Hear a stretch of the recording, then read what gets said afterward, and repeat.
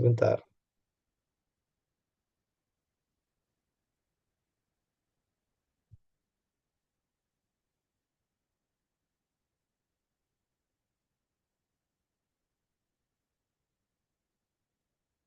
Izin untuk share screen-nya apakah sudah kelihatan, Kak? Oke.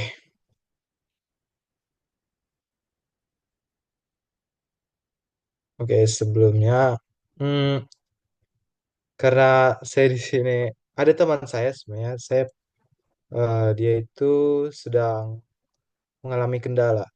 Kak, ini apakah saya tunggu teman saya dulu atau saya mulai dulu? Kalau pembagiannya, ini harusnya bagian kamu atau teman kamu ya?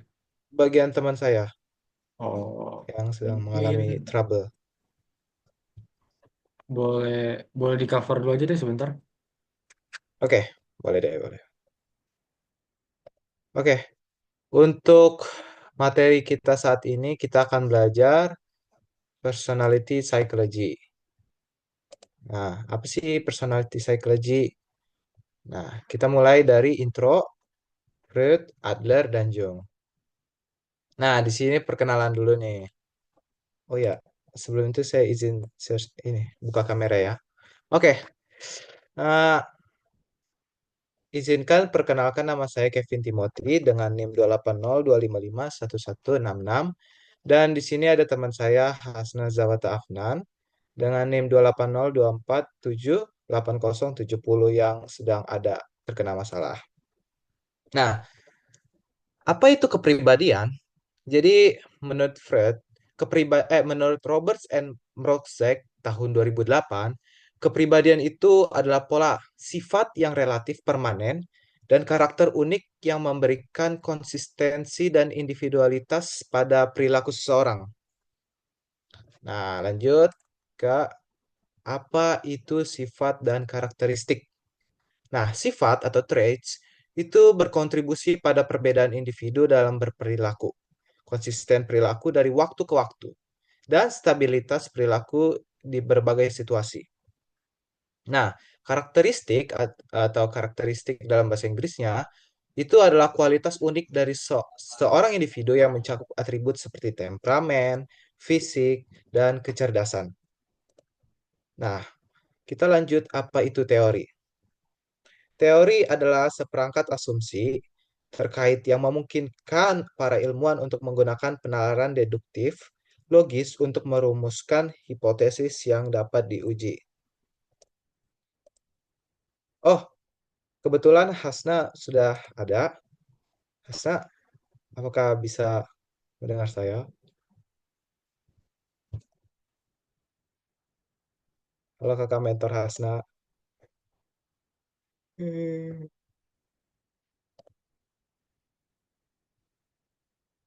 Nah, Oh, udah kedengeran belum? sudah kakak Hasna. Aku boleh izin nggak pakai ini ya, nggak apa pakai background soalnya lagi gak bisa. Bentar, Ya, oke, aman. udah sampai mana tadi? Oh teori. Iya. Bentar ya. Oke, apa sih itu teori? Teori itu adalah seperangkat asumsi terkait yang memungkinkan para ilmuwan untuk menggunakan penalaran deduktif logis untuk merumuskan hipotesis yang dapat diuji. Nah, kita bedah satu-satu. Sebuah teori itu adalah seperangkat asumsi. Teori itu terdiri dari kumpulan ide atau anggapan yang digunakan untuk memahami suatu fenomena. Kedua, teori itu adalah seperangkat asumsi yang saling terkait. Nah, asumsi-asumsi ini tuh dalam teori tidak dapat berdiri sendiri, tetapi saling berhubungan untuk membentuk pemahaman yang lebih besar. Ketiga, kata kunci dalam definisi teori adalah asumsi. Nah, teori itu selalu berawalan dari asumsi, yaitu dugaan atau pemikiran awal yang belum tentu terbukti benar tetapi bisa diuji. Keempat, penalaran deduktif logis digunakan oleh peneliti untuk merumuskan hipotesis. Nah, dari teori, ilmuwan itu menggunakan logika untuk menarik kesimpulan yang lebih spesifik, deduktif. Kesimpulan ini tuh disebut hipotesis, yaitu prediksi yang bisa diuji. Kelima, bagian akhir dari definisi itu mencakup kualifikasi dapat diuji. teori yang baik harus bisa diuji dengan penelitian. Jika tidak bisa diuji, teori itu hanya akan menjadi spekulasi atau opini belaka. Nah, contohnya dalam psikologi itu, misalnya nih ada teori bahwa orang yang sering tersenyum itu cenderung lebih bahagia hidupnya. Nah, dari teori ini, ilmuwan itu bisa membuat hipotesis seperti jika seseorang tersenyum lebih sering dalam sehari gitu, maka tingkat kebahagiaannya akan meningkat. Nah, hipotesis ini bisa diuji dengan eksperimen atau survei untuk melihat apakah benar atau tidak. Jadi, teori itu seperti kayak peta besar gitu atau petunjuk gitu yang membantu ilmuwan memahami dunia dan membuat prediksi itu bisa dibuktikan. Nah, selanjutnya itu kriteria teori yang baik. Sebuah teori kepribadian itu yang baik harusnya itu menghasilkan penelitian, bisa dijadikan dasar penelitian lanjutan. Terus kedua, dapat diuji, bisa dibuktikan benar atau salahnya. Ketiga, mengorganisasi data mampu menjelaskan banyak fenomena dalam satu kerangka teori. Keempat, memandu tindakan praktis berguna dalam terapi, pendidikan, atau dan lain-lain. Kelima, konsisten secara internal, tidak ada kontradiksi dalam teori.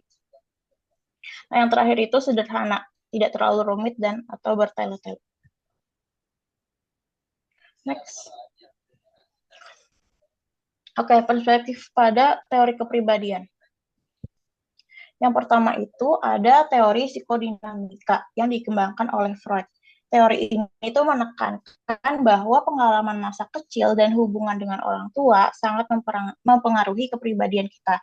Selain itu, banyak keputusan yang kita buat sebenarnya dipengaruhi oleh pikiran bawah sadar. Nah, selanjutnya itu ada teori eksistensial humanistik yang melihat manusia itu sebagai individu yang selalu berusaha mencari makna, kebahagiaan, dan pertumbuhan diri. Namun pengalaman negatifnya itu seperti kegagalan juga bisa menjadi pendorong perkembangan psikologis. Ketiga itu ada teori disposisi atau dispositional yang menyatakan bahwa kepribadian kita itu dibentuk oleh sifat-sifat yang unik, cenderung tetapi dalam jangka panjang. Nah, salah satu konsep yang sering kita kenal itu Big Five personality. Berikutnya itu ada teori evolusi biologis, menjelaskan bahwa kepribadian itu sangat dipengaruhi oleh faktor genetik dan sistem saraf. Evolusi juga berperan dalam membentuk pola pikir dan perilaku kita. Dan yang terakhir itu teori kognitif pembelajaran sosial, atau yang kita kenal itu learning and cognitive, yang menyatakan bahwa perilaku itu terbentuk dari pengalaman dan lingkungan. Dengan kata lain, bagaimana kita berpikir, memandang dunia, dan berperan besar dalam membentuk kepribadian kita. Next. Nah, selanjutnya ini ada dimensi dalam konsep kemanusiaan atau konsep of humanity. Yang pertama itu determinisme versus pilihan bebas atau free choice. Nah, determinisme versus pilihan bebas ini itu sejauh mana sih perilaku dikendalikan oleh faktor luar atau oleh individu sendiri. Kedua itu pesimisme atau pesimisme versus optimisme. Apakah manusia itu cenderung buruk atau berkembang menjadi lebih baik? Terus yang ketiga itu kausalitas versus teleologi. Apakah perilaku disebabkan oleh masa lalu kita atau tujuan masa depan? Selanjutnya itu kesadaran versus ketidaksadaran. Sejauh mana sih perilaku itu dipengaruhi oleh proses sadar atau bawah sadar? Habis itu biologi versus sosial. Apakah kepribadian itu lebih dipengaruhi oleh faktor genetik atau lingkungan sosial? Terus yang terakhir itu uniqueness versus similarity atau keunikan versus kesamaan individu. Apakah manusia itu lebih unik atau memiliki kesamaan universal?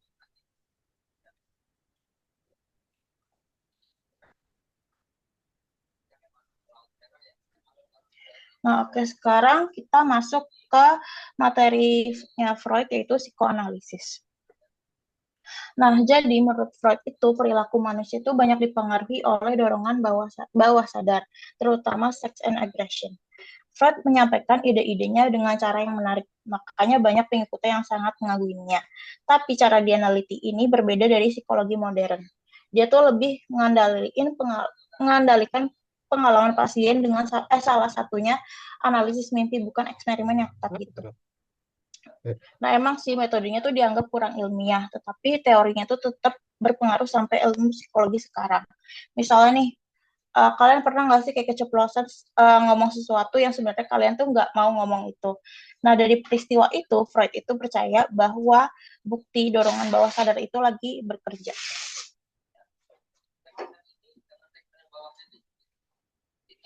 Nah, kontribusi Freud. Salah satu kontribusinya itu yang paling terkenal adalah tentang alam bawah sadar. Freud itu percaya bahwa banyak keputusan yang dan perilaku kita tuh sebenarnya dipengaruhi oleh dorongan yang nggak kita sadari. Misalnya pernah nggak sih kayak kalian tiba-tiba itu suka sama sesuatu, tapi nggak tahu kayak kenapa sih bisa tiba-tiba suka gitu. Nah, Freud itu menjelaskan bahwa ini tuh karena adanya dorongan tersembunyi dari alam bawah sadar kita. Intinya itu, Freud itu menunjukkan bahwa manusia tuh nggak selalu sadar kenapa mereka bertindak seperti itu. Ide ini sampai sekarang tuh kayak masih berpengaruh dalam psikologi, terutama itu dalam memahami kepribadian dan terapi.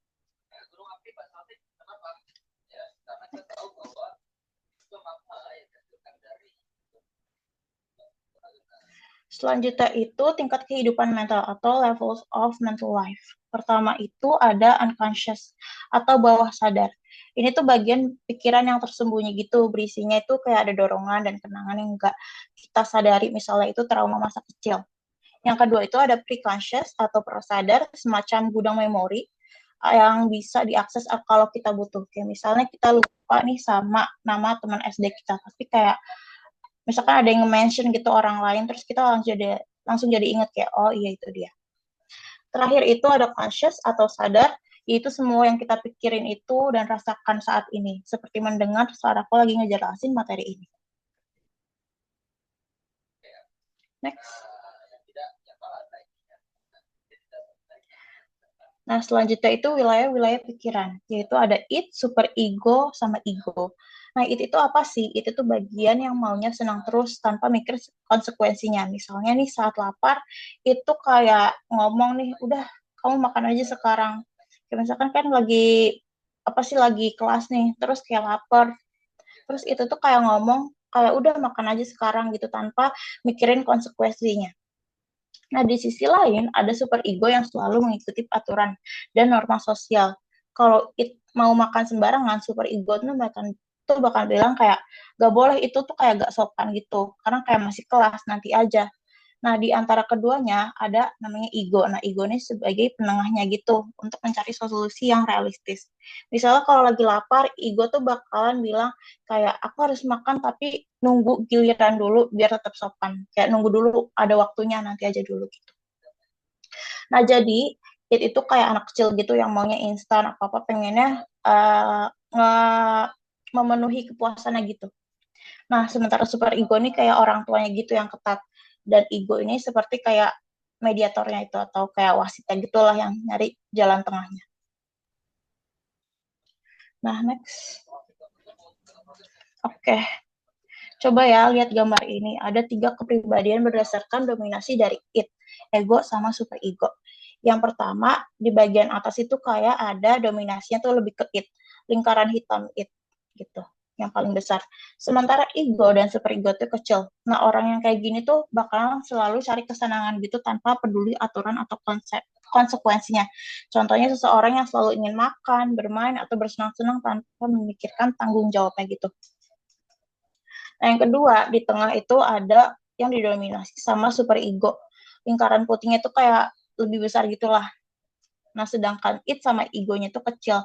Nah, orang ini tuh selalu dikendalikan oleh aturan dan norma.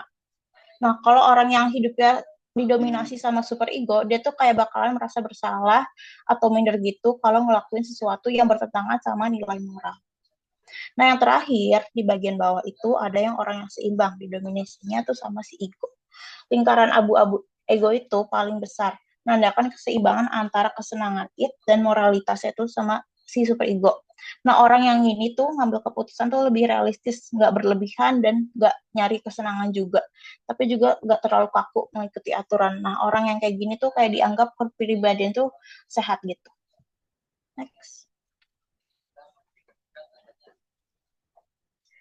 Nah, lalu ada dinamika kepribadian Freud. Nah, gimana sih kepribadian bekerja menurut si Freud ini? Freud bilang itu bahwa kita punya dua dorongan utama. Yang pertama itu ada libido, atau dorongan yang untuk mencari kesenangan, mempertahankan hidup. Contohnya itu kayak makan, bersosialisasi, atau jatuh cinta. Tapi di sisi lain ada juga Thanatos, yaitu dorongan agresif yang bisa muncul dalam bentuk kemarahan atau perilaku merusak. Misalnya kita saat marah dan kayak pengen ngebanting sesuatu atau ngerusak sesuatu lagi. Nah, konflik ini antara dorongan-dorongan ini sering bikin kita merasa cemas, yaitu namanya anxiety. Misalnya nih, kalau kita takut dihukum karena melakukan sesuatu yang bertentangan dengan aturan, itu disebutnya kecemasan moral.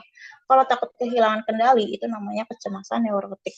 Jadi kehidupan kita itu adalah hasil tarik ulur antara kesenangan agresi dan kecemasan yang mengaturnya. Next. Selanjutnya itu ada mekanisme pertahanan. Nah, pernah nggak sih kalian kayak ngerasa stres atau cemas gitu, lalu tanpa sadar kalian tuh ngelakuin sesuatu untuk apa sih, buat ngatasinnya gitu lah. Nah, itu yang namanya disebut mekanisme pertahanan ego. Mekanisme pertahanan itu kayak cara ego melindungi diri dari kecemasan akibat konflik antara id sama super ego. Nah, jika digunakan berlebihan bisa menyebabkan perilaku yang kompulsif atau neurotik. Nah, mekanisme pertahanan utama itu diidentifikasi oleh Freud itu meliputi represi, pembentukan reaksi, displacement, fiksasi, regresi, proyeksi, introjeksi, dan sublimasi. Nah, aku bakalan ngejelasin beberapa aja. Misalnya, kalau ada ingatan buruk yang terlalu menyakitkan, otak kita bisa menekannya dengan represi, supaya itu nggak akan muncul ke permukaan. Nah, atau kalau kita sebenarnya iri sama seseorang, kita malah nyalahin dia. Jadi kayak ngeproyeksi gitu, seolah-olah dia tuh yang iri sama kita, padahal kita yang iri sama mereka. Nah, ada juga pemindahan, misalnya marah sama bos, tapi gak berani ngomong. Akhirnya malah marah-marahinnya itu malah ke orang rumah. Nah, yang paling positif adalah itu namanya sublimasi, di mana dorongan negatif kita ubah jadi sesuatu yang bermanfaat, dan perlakuan itu dapat diterima dalam lingkungan sosial. Nah, misalnya alih-alih ngelampiasin agresinya gitu dengan berkelahi atau marah-marah atau banting apa barang gitu, kita malah nyalurinnya kayak ya bikin lagu, melukis, apa segala macam. Next. Oke. Tahap perkembangan psikoseksual menurut Freud. Yang pertama itu ada oral, yang dari 0 sampai 1 tahun itu. Nah, di tahap oral ini di mana kita tuh dapat kepuasan dari mulut seperti mengisap, menggigit. Nah, setelah itu ada masuk ke tahap anal dari 1 sampai 3 tahun. Di mana anak ini mulai belajar mengontrol buang air dan berhubungan dengan kemandirian. Yang ketiga itu valid 3 sampai 6 tahun. Nah, di mana anak ini mulai sadar akan perbedaan gender dan bisa mengalami Oedipus kompleks, entah itu laki-laki sama perempuan. Perasaan suka ini di Oedipus kompleks ini bakal ada muncul perasaan suka pada orang tua yang lawan jenis. Tapi tenang, ini terjadi di alam bawah sadar aja dan akan hilang seiring waktu. Setelah itu ada tahap latensi atau sampai umur 6 sampai 12 tahun. Nah, di tahap latensi ini di mana dorongan seksual seakan ditidurkan atau mulai menurun lah katakanlah gitu. Dan anak itu lebih fokus bermain, belajar, bersosialisasi, udah mulai sekolah gitu. Dan yang terakhir tahap genital, di mana saat remaja dorongan seksual mulai muncul kembali karena pubertas. Tapi di tahap ini juga ada ego dan superego mulai seimbang. Jadi kita lebih bisa ngontrolinnya.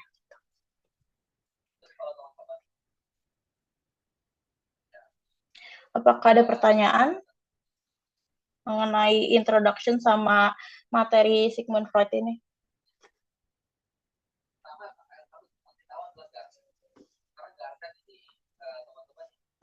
Boleh ditulis di kolom chat kalau ada yang mau nanya.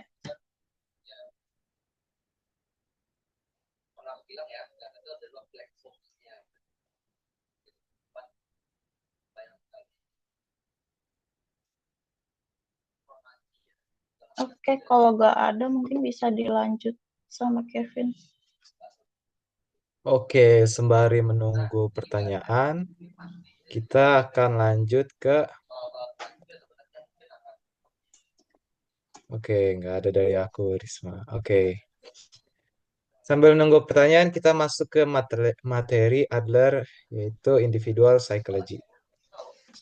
Nah, psikologi individual adalah teori dari Alfred Adler yang menekankan pentingnya perasaan kebersamaan sosial atau social interest. Nah, berbeda dengan yang diajarin oleh Hasna tadi, yang Freud, yang lebih fokusnya pada konflik batin dan seksual. Nah, si Adler ini tuh lebih menekankan pada usaha manusia untuk berkembang dan mencapai kesuksesan. Oke. Nah, konsep utama teori Adler itu ada striving for success dan superiority. Nah, di sini saya membuat dua tabel, striving for superiority dan striving for success. Nah, fokus utama untuk striving for superiority itu lebih ke fokusnya ke diri sendiri. Sedangkan untuk striving for success itu diri sendiri dan orang lain. Nah, tujuannya striving for superiority itu menjadi lebih kuat, lebih unggul daripada orang lain.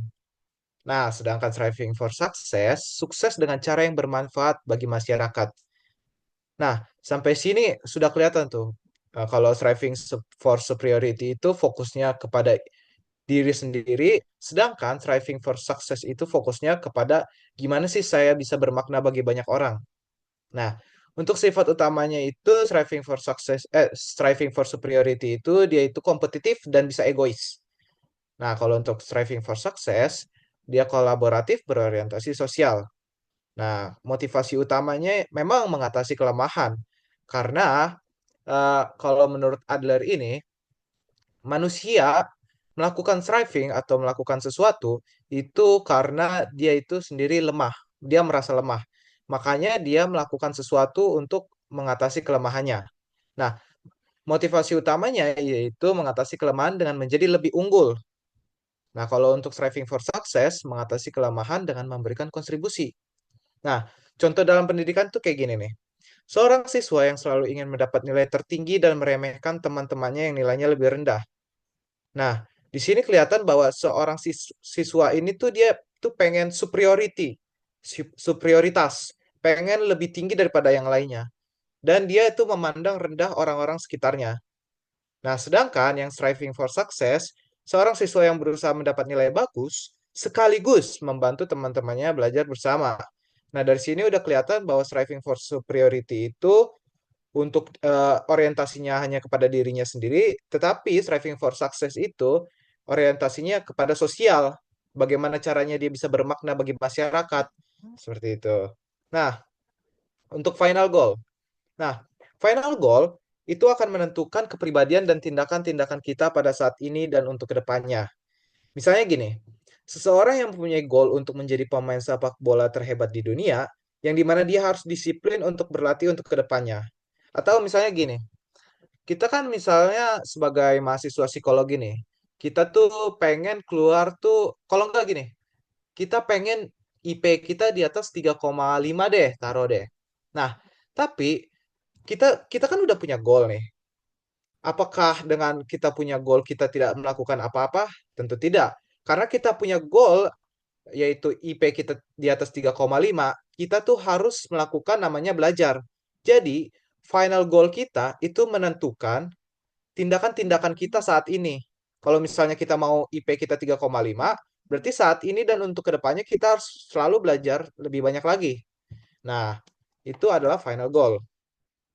Nah, the striving force as compensation. Nah, ini seperti yang gue bilang tadi, Adler percaya bahwa dorongan utama manusia adalah untuk mengkompensasi kekurangan mereka.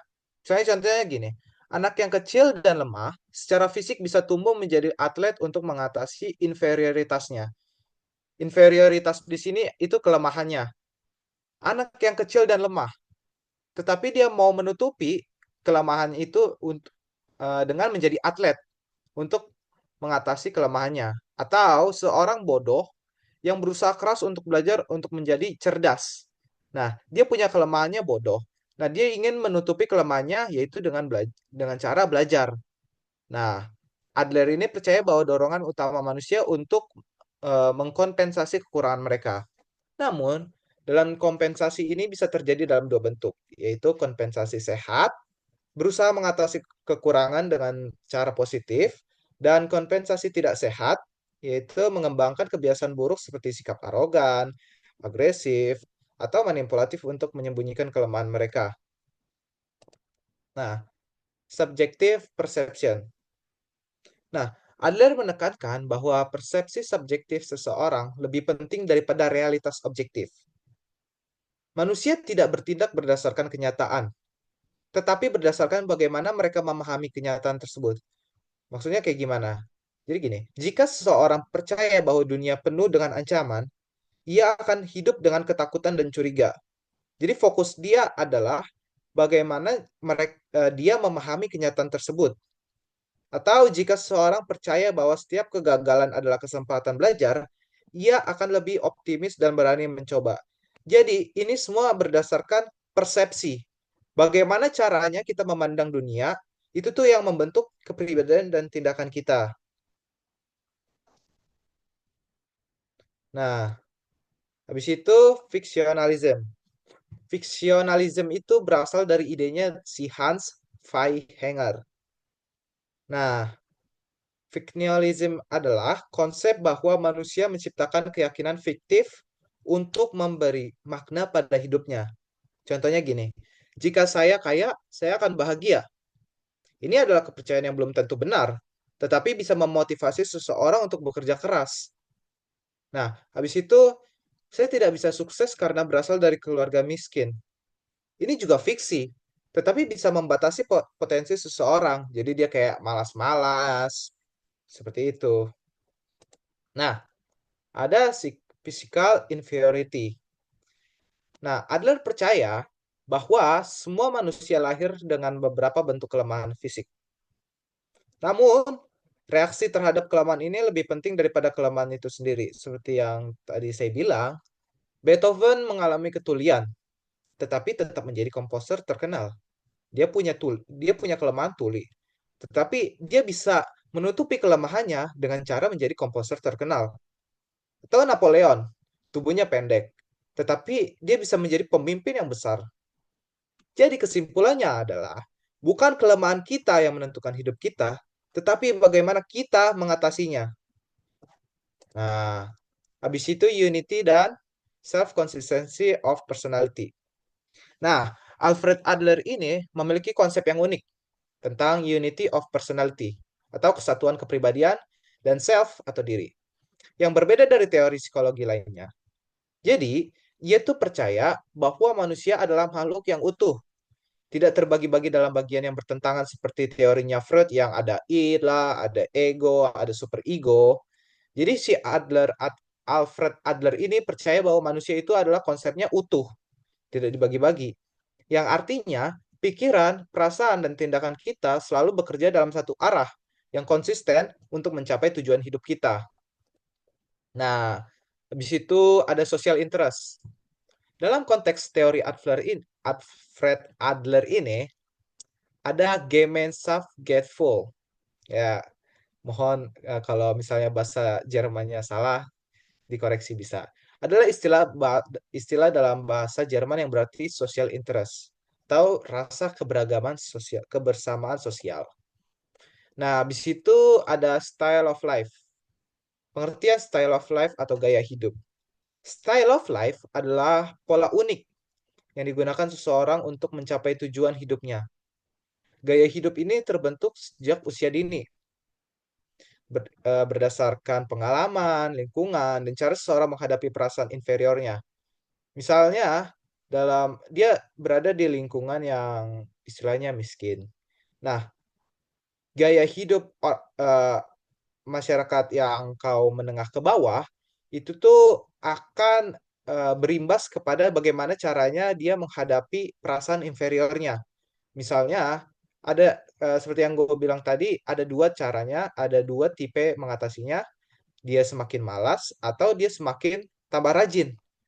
Nah, jadi pengalaman lingkungan dan cara seseorang itu akan berdampak kepada bagaimana caranya dia menyelesaikan suatu masalah itu atau style of life-nya.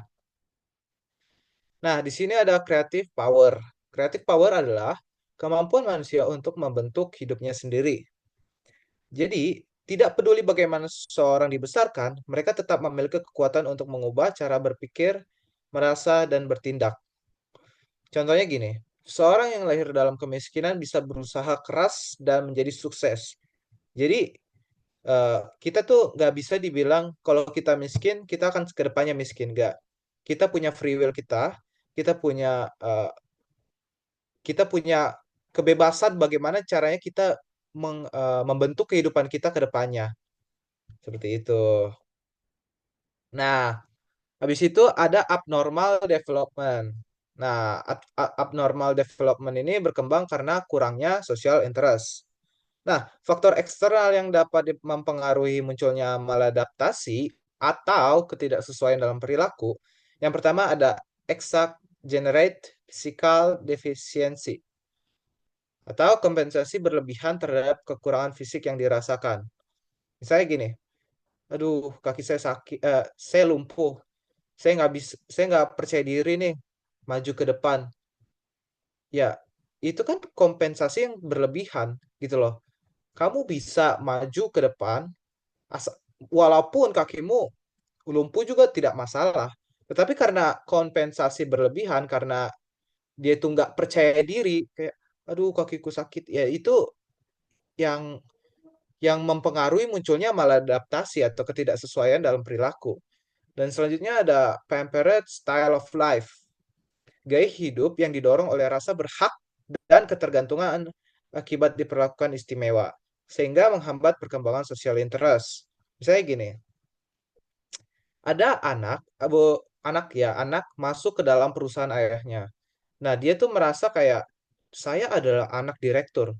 Saya berhak mendapatkan perlakuan istimewa. Nah, dia tuh dia itu kayak memandang rendah gitu loh orang-orang gitu. Nah, itu yang menyebabkan hambatan perkembangan social interest atau ketertarikan kepada sosial. Nah, habis itu ada neglect style of life. Nah, ini kebalikannya dari pampered style of life. Dia ini rasa tidak percaya diri. Kalau yang tadi itu rasa yang sangat percaya diri, pengen diperlakukan istimewa. Nah, kalau ini rasa tidak percaya diri pada diri sendiri dan kecenderungan melihat orang lain itu sebagai ancaman yang mengakibatkan kesulitan beradaptasi secara sosial. Nah, selanjutnya jenis-jenis safeguarding menurut Adler. Yang pertama ada excuses atau alasan. Seseorang memberikan alasan atau pembenaran untuk menghindari kegagalan. Saya gini, saya bisa saja sukses kalau saya punya kesempatan yang lebih baik. Nah, itu tuh alasannya tuh kalau nggak, kalau bisa, kalau nggak, tapi kan saya begini-gini. Nah, jadi ada alasan gitu loh. Alasan seseorang untuk eh, membenarkan kegagalan dia. Nah, tujuan dari strategi ini adalah untuk menghindari tanggung jawab dan menjaga harga diri tanpa harus menghadapi resiko kegagalan nyata. Nah, yang kedua itu ada agresi. Orang yang menggunakan strategi ini mencoba menekan orang lain atau mencari kesalahan di luar dirinya agar tidak merasa lemah atau gagal. Nah, bentuk-bentuk agresi dalam safeguarding yang pertama ada depreciation, yaitu merendahkan orang lain untuk membuat diri sendiri tampak lebih baik. Contohnya gini, mengkritik teman yang sukses dengan mengatakan, ya dia hanya beruntung sih, bukan karena dia berbakat, emang karena untung aja dia, lagi rezeki dia aja. Nah, habis itu ada akuisisi. Nah, ini tuh menyalahkan orang lain atas kegagalannya sendiri. Saya gagal ujian karena dosennya tidak bisa mengajar. Nah, itu kan bisa saja salah dianya. Dia tidak belajar dari PPT yang dosen kasih. Tapi dia menyalahkan orang lain karena kesalahannya sendiri. Nah, ini mirip-mirip kayak falasia kalau kita belajar ya. Nah, habis itu ada self-acquisition. yaitu mengarahkan agresi ke diri sendiri sebagai bentuk manipulasi emosional. Contohnya gini, saya memang tidak berguna, lebih baik lebih baik saya tidak ada. Supaya apa? Supaya menarik simpati dari orang lain. Nah, ini ini termasuk tiga ini termasuk agresi. Nah, habis itu yang ketiga ada distancing atau menjaga jarak. Nah, seseorang yang menjauh dari situasi yang berisiko agar tidak perlu menghadapi kemungkinan kegagalan atau rasa malu. Nah, bentuk-bentuk distancing atau menjaga jarak ini ada empat. Yang pertama ada moving backward, menarik diri dari tanggung jawab agar tidak perlu menghadapi tantangan. Contohnya gini, seorang mahasiswa yang terus menunda tugas akhirnya karena takut gagal. Nah, jadi dia kayak ah mundur-mundur gitu loh, nunda-nunda gitu. Nah, habis itu ada standing still, tidak mengambil keputusan atau tindakan apapun. Karena apa? Karena dia takut mengambil keputusan, takutnya gagal.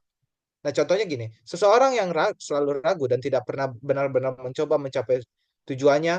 Nah, itu seperti contoh yang saya bilang tadi, seseorang itu tuh kayak, kalau gua ambil keputusan ini, gue takut dinilai jelek sama orang lain.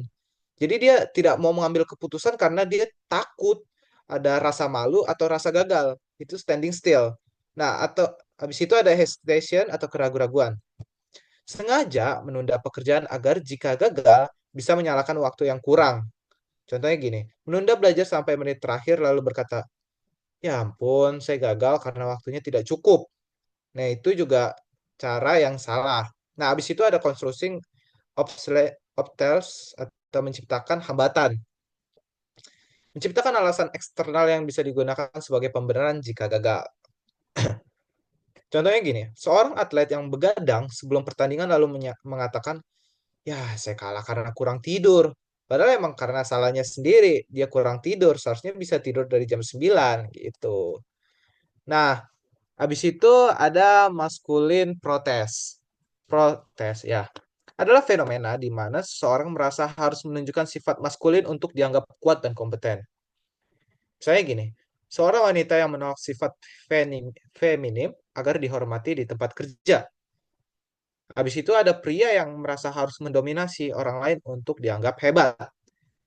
Nah, itu adalah teori Alfred. Nah, sekarang kita masuk ke teori Jung atau analytical psychology. Nah, pengaruh fenomena tak terlihat atau occult.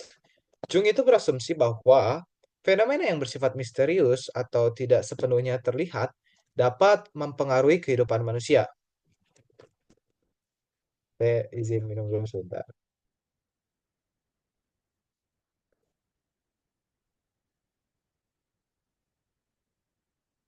Oke. Nah, pendekatan Jung dan Freud yang tadi dijelaskan oleh Hasna, itu si Jung ini berbeda dari pengalaman individu. Jung ini menekankan adanya lapisan bawah sadar yang bersifat kolektif, yaitu pengalaman bersama yang diwariskan oleh nenek moyang. Jadi yang harus digarisbawahi ini adalah perbedaannya itu si Jung ini ada sifat kolektif, pengalaman bersama yang diwariskan oleh nenek moyang. Nah, si Jung ini tuh ada tingkatan Saiche. Yang pertama ada consciousness, kesadaran. Berisi gambaran, pikiran, dan pengalaman yang disadari oleh ego atau panca indera. Contohnya gini, saya sedang menjelaskan ke kalian. Ini saya sadar. Saya sadar. Nah, ini termasuk consciousness, conscious. Karena saya sadar menjelaskan kepada kalian. Atau saya sedang memegang botol minum. Ini saya sadar. Nah, habis itu ada personal unconsciousness, alam bawah sadar pribadi. Terdiri atas ingatan, pengalaman, dan impuls yang terlupakan atau ditekan yang bersifat unik bagi individu. Misalnya gini, ada seorang anak yang disuruh maju, tampil ke depan, tapi dia merasa takut atau malu dan tidak percaya diri. Nah, dia tidak tahu kenapa dia tidak percaya diri. Kalau menurut Jung, itu bisa disebabkan oleh pengalaman yang sudah dilupakan oleh diri sendiri atau yang udah dilupakan atau yang ditekan oleh diri sendiri. Nah, habis itu ada collective unconsciousness, unconscious atau alam bawah sadar kolektif. Nah, ini tuh merupakan lapisan terdalam yang berisi pola-pola psikologis dan simbol universal yang diwariskan secara turun-temurun.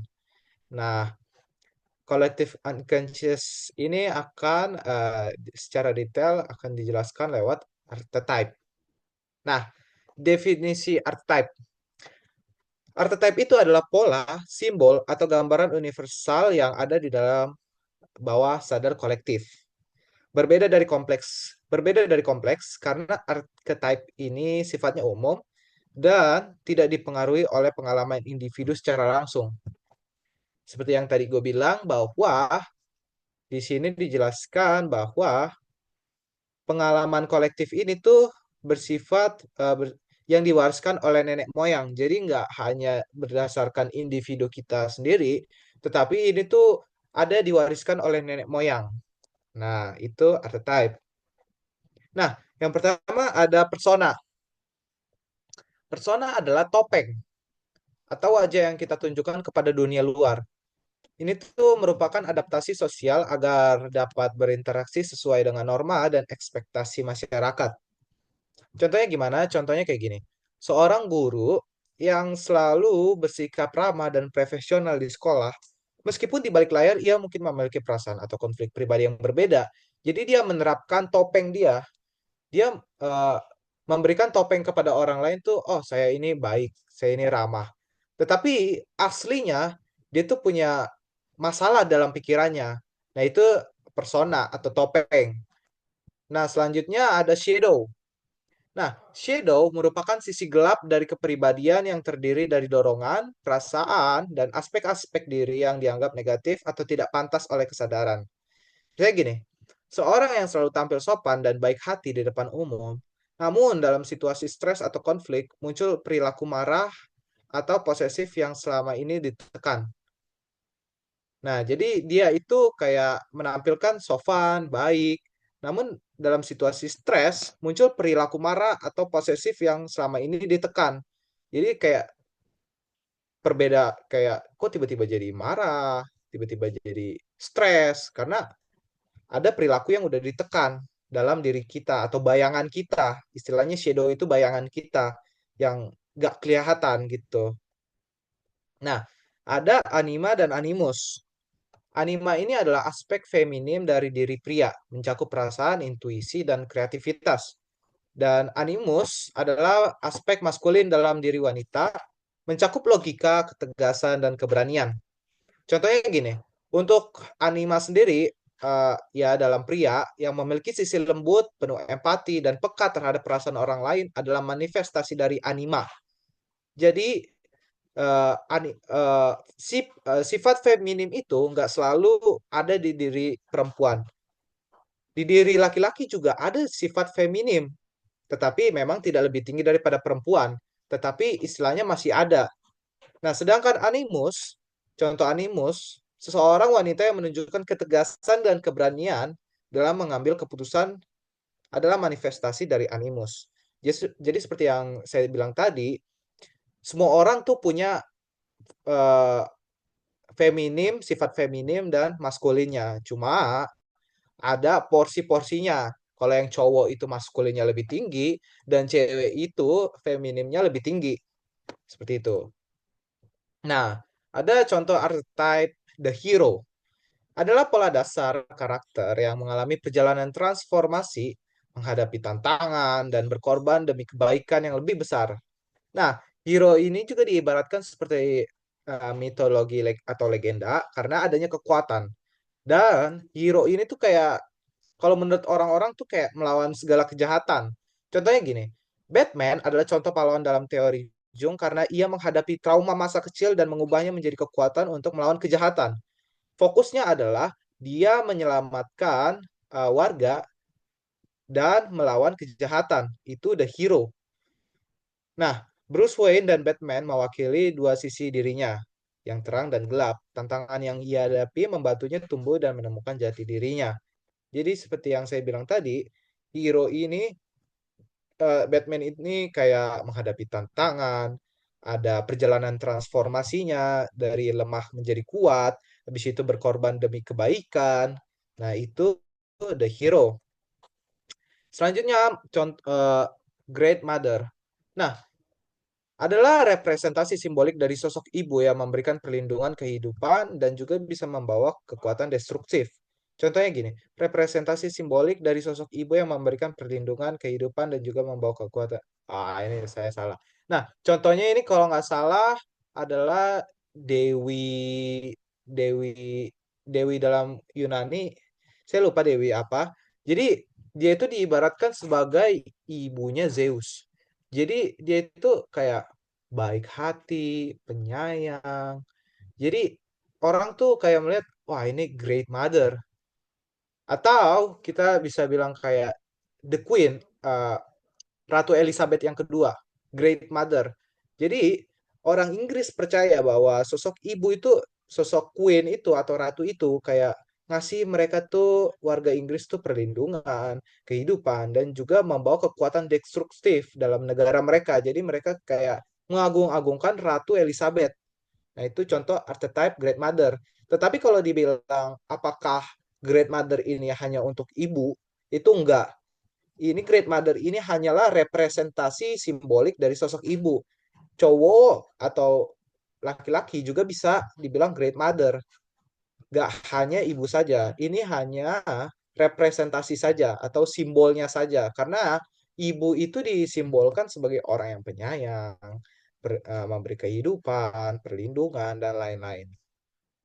Nah, selanjutnya ada wise old man. Nah, wise old man ini melambangkan kebijaksanaan, pengalaman, dan petunjuk spiritual dalam perjalanan hidup seseorang. Nah, kalau ada yang nonton serial Harry Potter itu kayak Dumbledore atau Star Wars, yang nonton Star Wars itu Obi-Wan Kenobi. Kalau misalnya nggak ada yang nonton keduanya, kayak misalnya gini, Ustadz. Nah, Ustadz itu biasanya kita tuh eh, persepsi kita kayak ke Ustadz itu dia itu orang yang wise old, kayak orang yang punya kebijaksanaan yang tinggi. Jadi itu kita me- membuat bahwa Ustadz itu orang yang bijaksana. Nah, wise old man.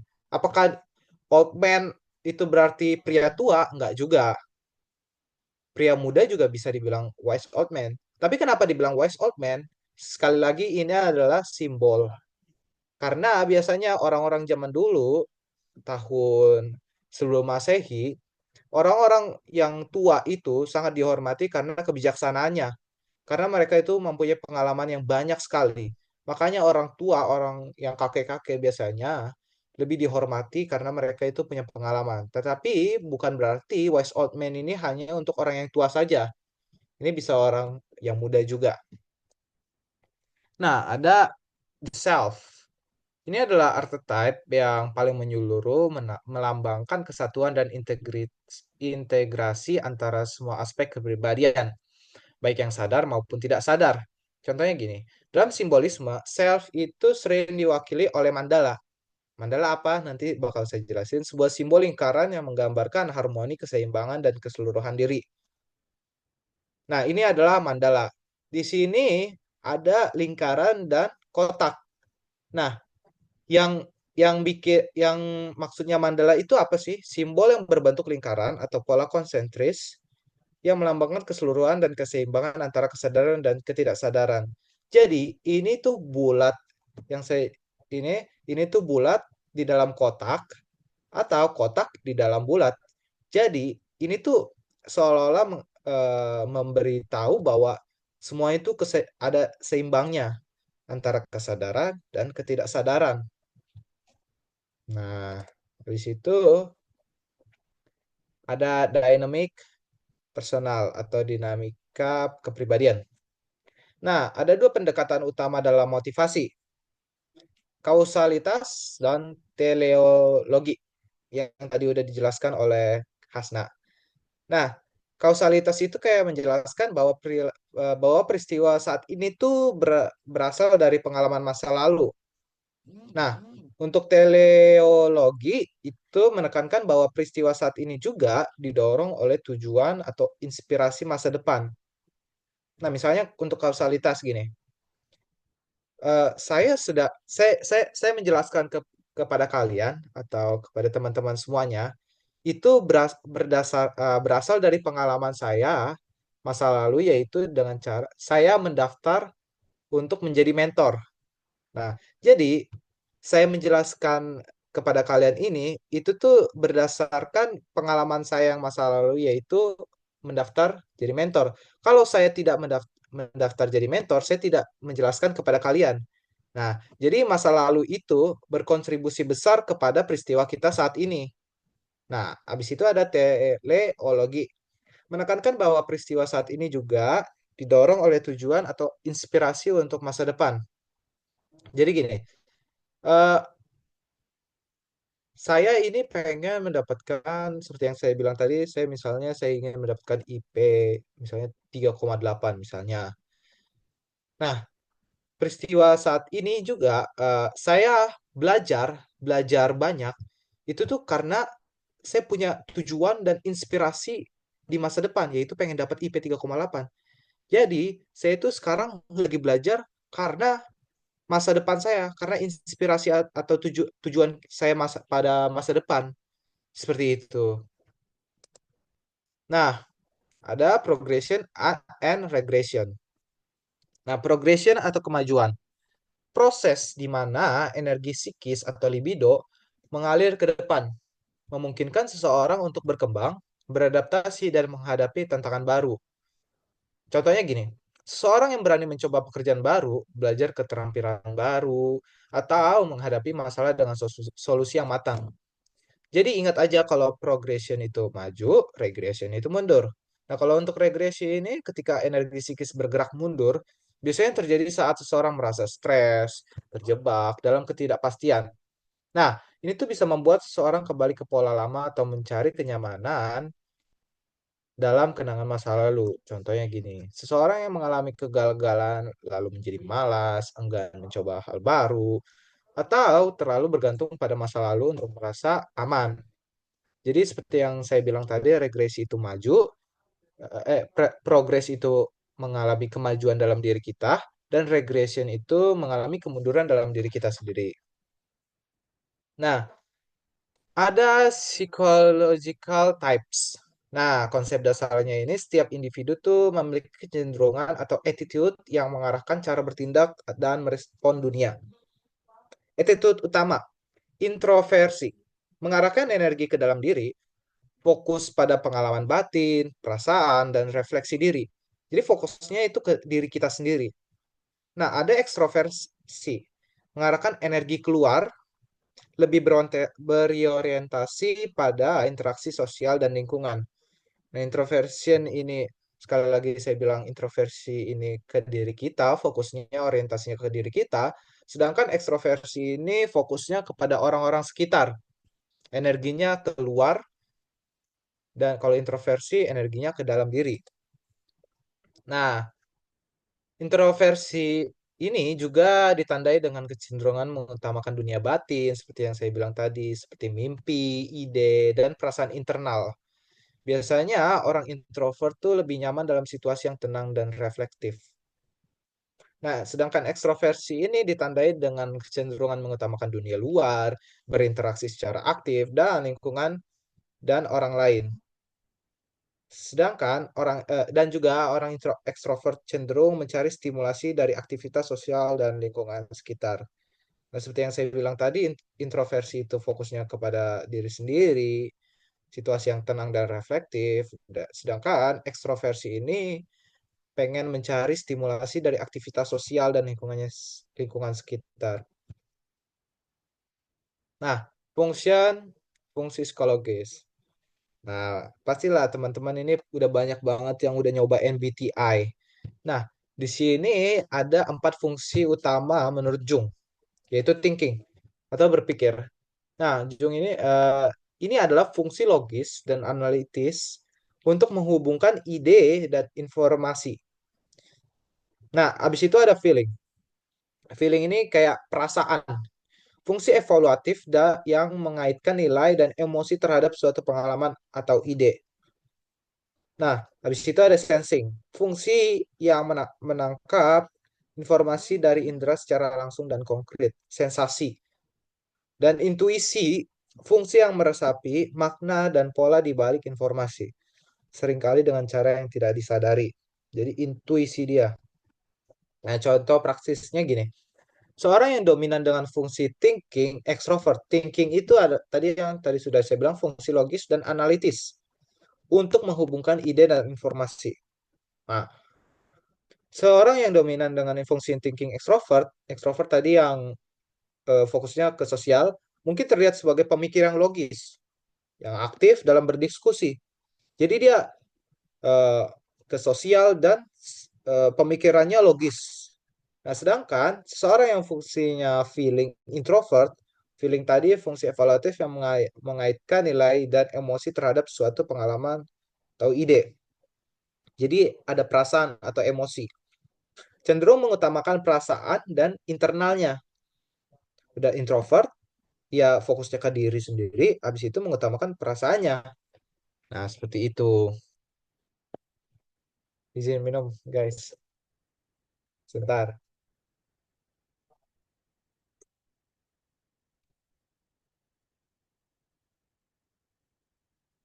Nah, habis itu ada tahapan perkembangan atau childhood. Nah, dibagi menjadi tiga subfase yaitu anarkik fase itu 0 sampai 3 tahun, masa di mana kesadaran masih bersifat acak dan tidak terstruktur. Jadi dalam pikirannya itu masih belum ada sesuatu gitu loh, masih acak banget, belum ada strukturnya juga. Dan habis itu ada monarkik fase yaitu 3 sampai 7 tahun, di mana perkembangan ego mulai muncul dan berpikir secara logis serta verbal. Nah, ada dualistik fase 7 sampai 12 tahun. Masa ketika ego mulai membedakan antara sisi objektif dan subjektif. Nah, habis itu ada youth, yaitu periode dari masa pubertas hingga pertengahan hidup, di mana individu berjuang untuk mencapai kemandirian, menemukan pasangan, dan mendapatkan tempatnya di dunia. Nah, habis itu ada middle life, ketika di mana muncul kecemasan, tetapi juga potensi besar untuk pertumbuhan dan integrasi diri. Nah, habis itu ada old age. Di tahap ini tuh kesadaran dan kehidupan mengalami perubahan dan seringkali disertai refleksi mendalam tentang arti hidup. Nah, seperti yang gue bilang tadi, biasanya kalau orang tua itu banyak dijadikan sebagai orang bijaksana ya karena umur-umur mereka pada saat itu tuh kayak sering banget merefleksikan tentang arti hidup. Hidup saya udah begini, saya 60 tahun, kok hidup saya begini-gini aja. Atau dia kayak merefleksikan tentang pengalaman-pengalamannya yang lalu. Seperti itu. Nah, habis itu ada self-realization atau realisasi diri. Nah, ini proses psikologis di mana seseorang menjadi individu yang utuh dengan menyatukan aspek sadar dan tidak sadar dari kepribadiannya. Ciri-ciri proses ini tuh dikenal sebagai psychological rebirth karena melibatkan transformasi dan pertumbuhan yang mendalam. Nah, proses ini juga jarang terjadi dan membutuhkan usaha untuk menghadapi serta mengintegrasikan berbagai konflik internalnya. Nah, sudah deh.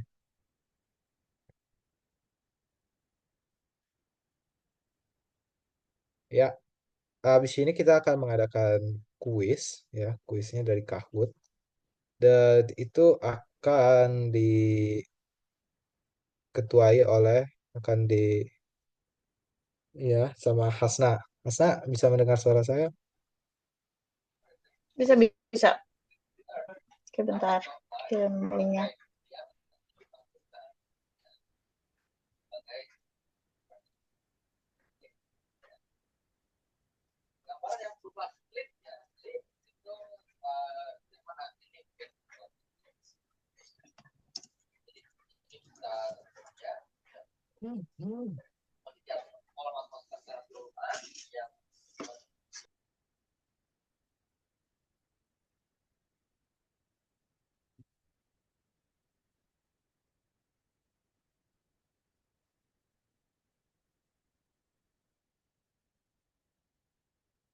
Si Bencar.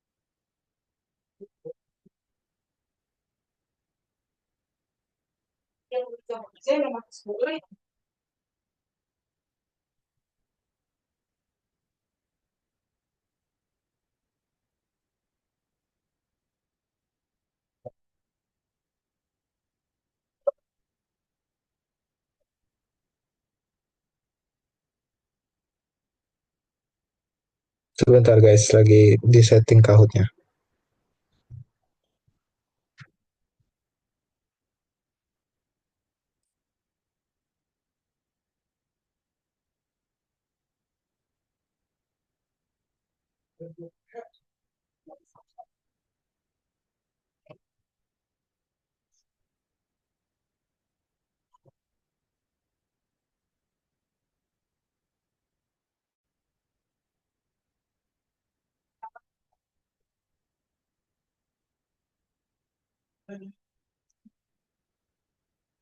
Yo guys, yo guys. Kahoot, Kahoot. Sekarang kita akan kuis Kahoot. Silakan masuk, masuk, masuk. Yang mau, yang mau, yang mau. Ya, namanya bebek terbang.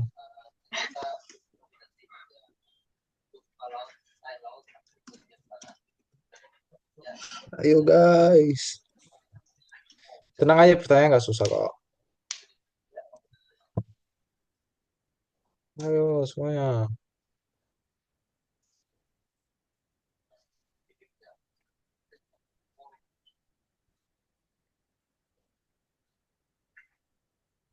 Iya, mau bakso.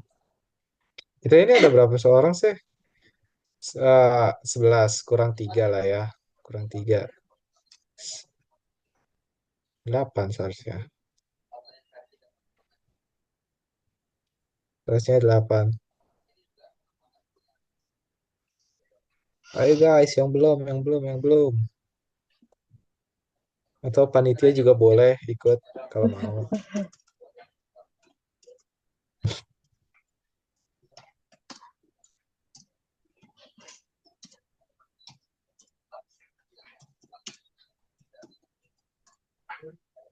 Ayo guys, lagi, lagi, lagi.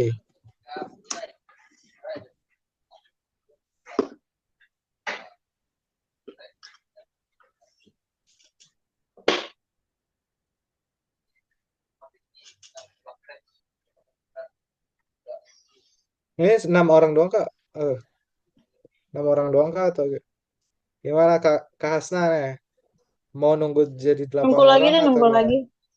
Oke, nambah. Ah, Boleh, boleh.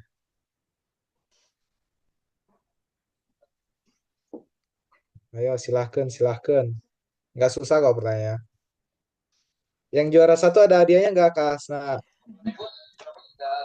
Nggak ada ya? hmm, nggak ada. Nggak ada. Belum turun THR. Belum ya, belum, belum.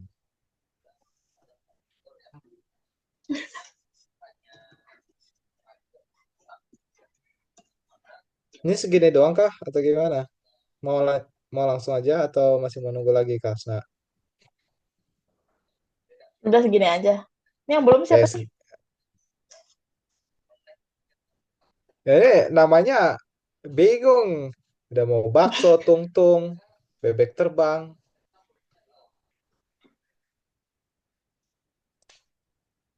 Udah lah ya, mulai Udah aja kali ya. coba. Mm-mm. Oke, kita mulai. Siap, sedia semuanya. 3, 2, 1. Nah, ya itulah duplikasi. Tuh,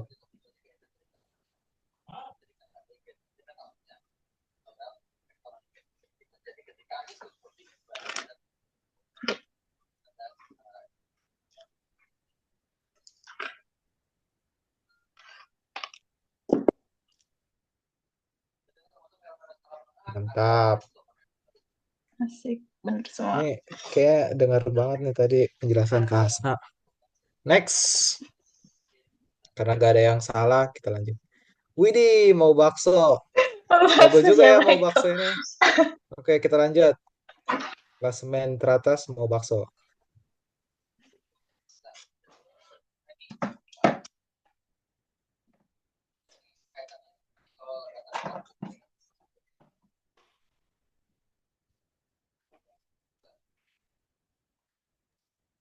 Waduh, coba Hmm, Kak Hasna nih jelasin kenapa salah yang biologi evolusi biologi sama learning and evolusi cognitive. itu ngebahas tentang kayak faktor genetik gitu. Hmm. Terus kenapa bukan learning kognitif? Learning kognitif itu ngebahas tentang lingkungan sosial teorinya. Pokoknya dari lingkungan sosial lah. Terus kalau humanistik eksistensial itu ngomongin tentang kesejahteraan hidup. Terus abis itu kayak apa ya? Pokoknya tentang ini apa namanya? Makna hidup gitu. Hmm. Terus pertumbuhan, kebahagiaan gitu. Oke. Nah, kenapa Berat. yang benar psikodinamika? Heeh. Karena psikodinamika itu gak cuma ngomongin kayak pengalaman anak usia dini, tapi juga ngomongin tentang pikiran bawah sadar, yaitu yang tadi dibahas dari teorinya si Hmm. Freud. Gitu. Oke. Lanjut ya. Wis, posisi ke atas. Miss Yels. Mantap. Nih, mau bakso nih, turun ini.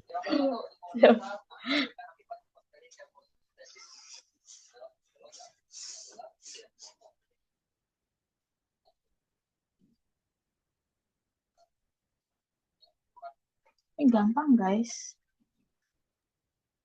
Tadi yang kesenangan, fokusnya kesenangan apa?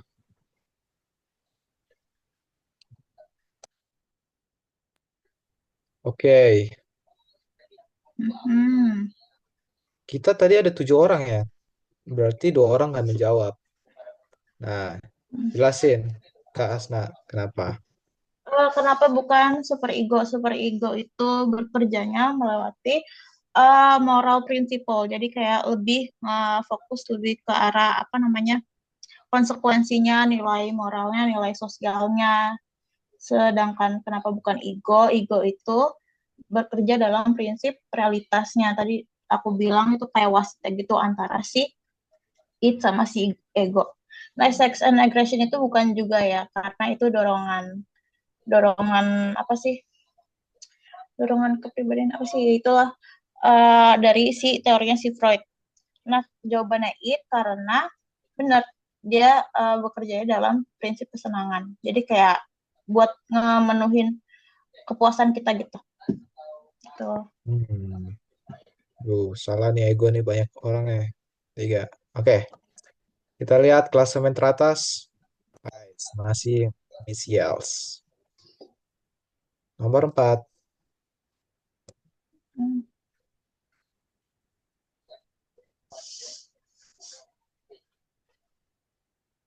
Tadi udah dijelasin ya. Semoga benar semua. Ini sayang banget yang datangnya terlambat nih.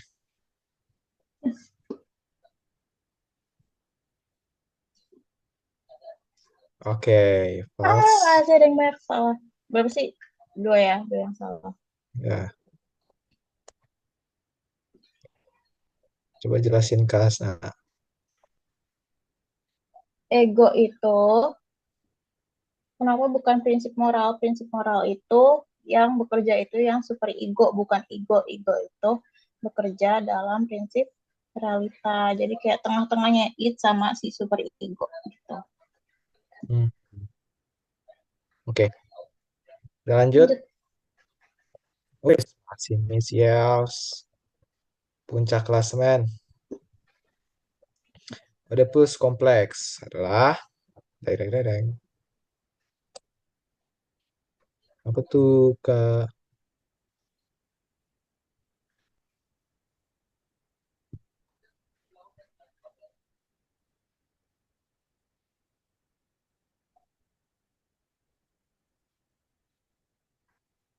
Jeng jeng jeng jeng. Asik. Asik. Baik bener nih. Yeah. Dan kayaknya yang orang kayak kepleset kali ya. Oh, kepleset. Ya, bisa kepleset ya. Berarti untuk Oedipus kompleks ini itu adalah ketertarikan anak pada orang tua lawan jenisnya gitu ya, Hasna. Mm-mm. Oke, paham. Kita lanjut ke, wes, kita lihat. Masih Miss Yals di atas. Ini ya, sama Tasya. Teori Adorno. Apa nih?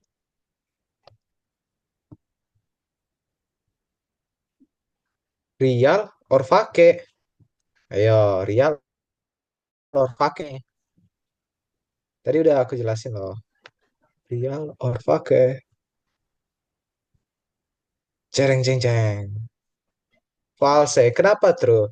Gini, yang fokusnya itu batin dan seksualitas itu Freud yang dijelasin oleh Hasna. Nah, kalau Adler ini dia fokusnya kepada kayak yang tadi saya udah jelasin, striving for superiority, striving for success. Jadi dia tuh udah nggak fokusnya nggak konflik batin seksualitas lagi, udah nggak itu teorinya Freud. Sedangkan Adler udah berbeda. Sampai sini paham? Nah, Paham. makanya jawabannya atau fake. Nah, yellow fake.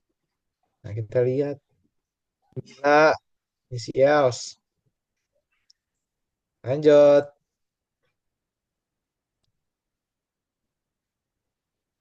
Ini.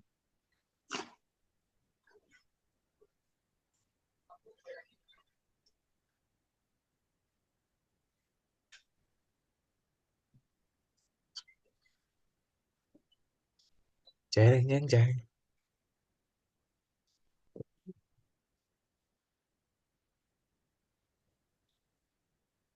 Style of life. Ya, di sini ada satu striving for inferiority dan striving for superiority. Nah, kalau ini kita notabene yang kita perlu garis bawahi itu adalah pola unik. Kalau misalnya striving for superiority, itu memang untuk mencapai tujuan hidupnya. Namun, dia tidak ada polanya. Maksud saya itu kayak, kalau striving for superiority itu, dia itu mencapai tujuan hidupnya tanpa mem- kayak menghiraukan orang-orang di sekitarnya kayak bodoh amat yang penting saya juara satu, saya bodoh amat sama dia, yang penting saya menjadi orang yang paling hebat gitu. Itu striving for superiority. Nah, striving for inferiority itu kan kayak kayak apa ya, dia tuh punya kelemahan. Nah, kelemahan dia itu kayak mau menutupi kelemahannya itu untuk melakukan sesuatu. Nah, itu tuh berbeda banget sama pola unik digunakan untuk seorang untuk mencapai tujuan hidupnya. Nah, pola yang tadi udah saya jelasin itu kayak style of life, style. Bagaimana cara dia membentuk kehidupannya dia, style of life, cara dia hidup, pola dia hidup gitu. Jadi kalau misalnya style of life dia kayak malas-malesan, ya dia dia bakal nggak bisa mencapai tujuan hidupnya gitu loh. Kalau style of life dia kayak semangat, habis itu disiplin. Nah, dia tuh bisa dengan gampang mencapai tujuan hidupnya. Nah, tadi style of life. Jadi jawaban yang benar style of life. Lanjut. Anjay, sials. Ini paling pintar nih kayaknya nih. Mojo, pikiran consciousness berisi apa tuh?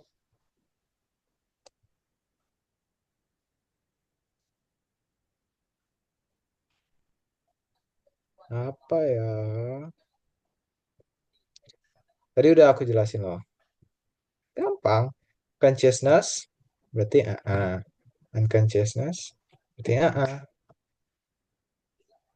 Oke, ini yang menjawab hijau, lapisan terdalam yang berisi pola-pola psikologis dan simbol universal. Ini lapisan terdalam itu masuknya ke kolektif, kolektif consciousness. Nah, kalau ini jadi gini, consciousness itu tuh kalau kita artiin itu tuh sadar. Sadar berarti gambaran pikiran pengalaman yang disadari oleh ego. Tadi yang saya jelasin, saya ini sadar dengan sadar menjelaskan kepada kalian. Itu consciousness. Conscious. Saya sadar. Atau saya sadar memegang botol minum. Secara nggak langsung saya sadar. Nah, kalau lapisan terdalam yang berisi pola-pola psikologis dan simbol universal, itu masuknya kolektif unconsciousness atau ketidaksadaran dalam diri kita. Lapisan terdalam, misalnya kayak apa? Kayak archetype, kayak semacam seperti itulah, kayak simbol-simbol, kayak wise old man, itu simbol. Itu lapisan terdalam dan pola-pola psikologis dalam diri kita. Nah, conscious itu yang berarti sadar, seperti yang tadi saya bilang. Pokoknya ingat aja kalau conscious itu sadar, unconscious itu tidak sadar. Waduh, Tania ada Maisiles Oh, kayaknya salah ini. nih. Oke, tokoh dalam cerita Dumbledore.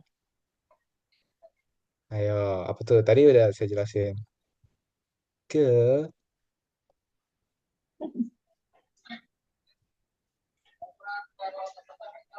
apa ya? Apa ya? Apa ya? Nah, mantap. Yeay, Berarti benar tadi dengerin semua. semua nih. Keren, keren. Oke, next. Widih, Tania nih. Lagi berapi-api nih Tania nih. Jangan sampai padam apinya ya Tania. What fungsi? Ayo, sensing nih, sensing. Real or fake nih? Real or fake?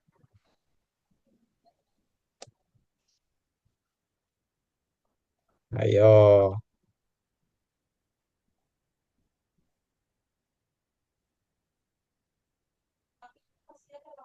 Widih. Wah, ada satu nih yang salah nih. Sensing itu tuh kayak ya seperti yang dijelasin di atas itu fungsinya itu kayak menangkap informasi dari indera. Kayak sensasi gitu loh. Sensing itu kayak Mhm. sensasi. Oh, saya sedang meraba air minum. Itu kayak sensing gitu indera indera peraba gitu loh secara langsung dan konkret. Nah, seperti itu. Oke, podium. Dereng dereng dereng dereng dereng. Nomor tiga ada Tasya. Yang kedua ada Tania.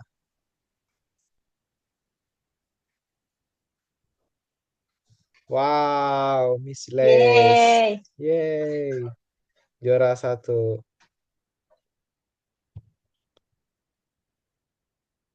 Oke, sampai sejauh ini teman-teman ada pertanyaan nggak terkait introduction, Freud, Adler, ataupun ini apa Jung?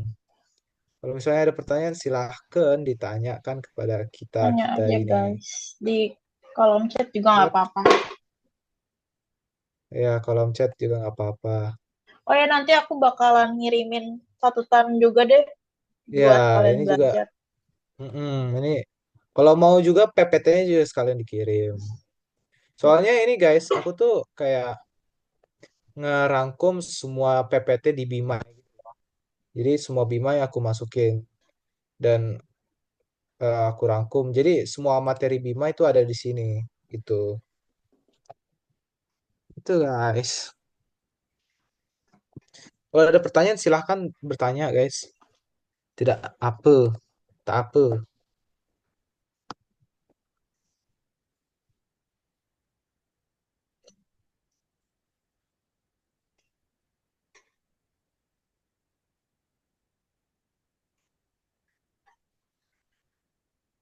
Jangan malu-malu guys.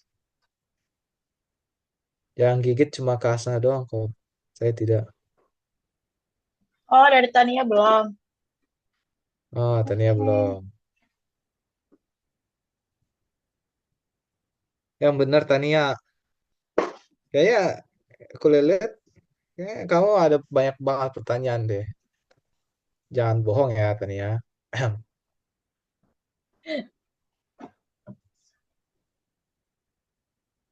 It's okay kok guys buat bertanya-tanya.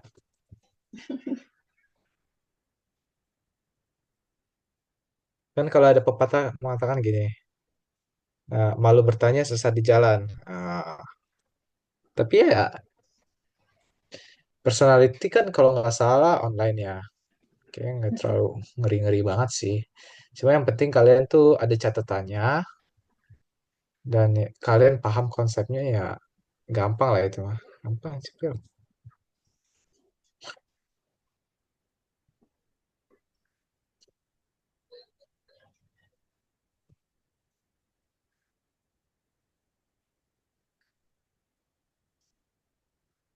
Beneran. Kak, kenapa nggak buka tutor sosial? Sosial kayaknya Ada ada deh, guys, ada. Mm-mm. tapi nggak Tanggal sekarang. berapa ya? 4 ya? Itu tuh ke depannya ada tinggal itu kan ada ya jadwalnya di itu dikirim. Kalau mau sosial silahkan sosial. Cuma linknya Mm-mm. kalau nggak salah itu akan diinformasikan Masih nanti. itu as soon as possible.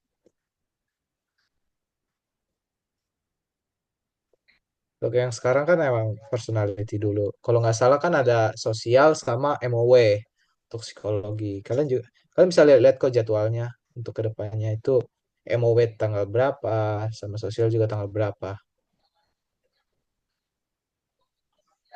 Tapi sejauh ini aman nggak sih penjelasanku kayak misalnya takutnya ada yang kecepatan, ada yang gimana gitu.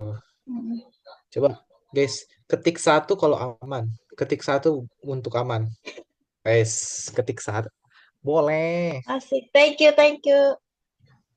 boleh.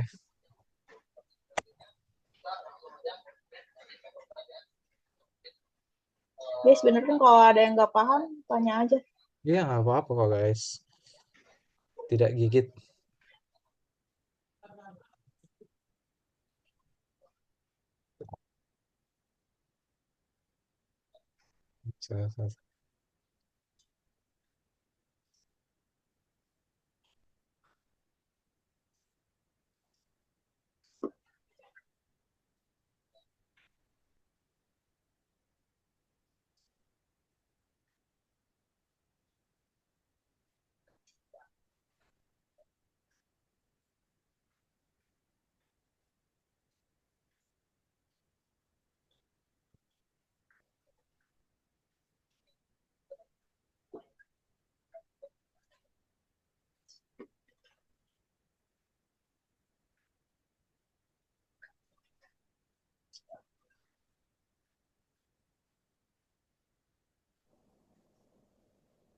Kalau misalkan nggak ada yang mau tanya lagi, mungkin kita bisa akhiri lebih awal ya. Tapi sebelum itu aku mau bantu jawab dulu, bantu nambahin yang pertanyaan misal tadi ya. Untuk Oh tutor boleh, sosial boleh, boleh. itu di tanggal 4 jam 3 ya. Kalau nggak ada perubahan harusnya di jadwalnya segitu. Ditunggu aja info lebih lanjutnya. Ntar bakal di broadcast kok.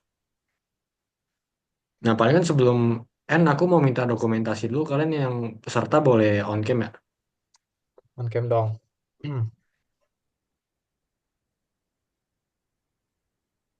Aku tunggu 14.47 kali ya untuk on cam ya. Teman-teman boleh on cam ya.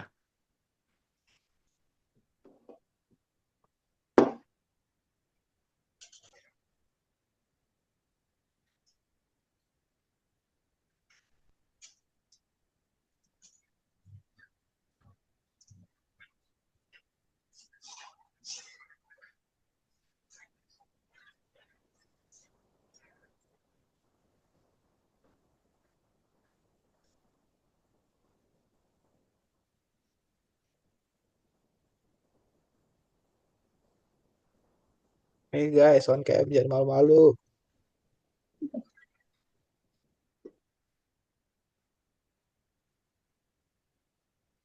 Teman-teman kalau bisa Iya. TikTok game ya.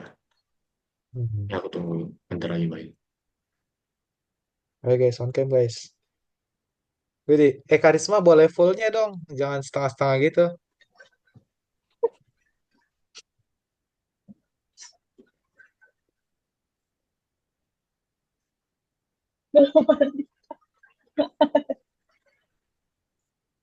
Aduh. Ini karena 14:47 mungkin kalian pada nggak bisa on cam, kita langsung dokumentasi aja ya. Aku mulai ya. Ya, Satu, boleh, boleh, boleh. dua, tiga.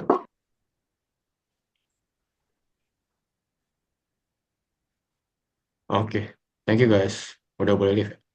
Oh, Thank you Thank juga Kak makasih you. ya Kevin, semuanya, Kak Alfi. makasih semuanya udah Makasih banyak dengerin. guys. Makasih banyak dan You're sorry ya kalau welcome. misalnya Thank you. penjelasannya Semoga agak ilmunya kurang. masuk ya guys. Yep. Thank you very much guys. Izinin meeting ya. Thank you all. Yo.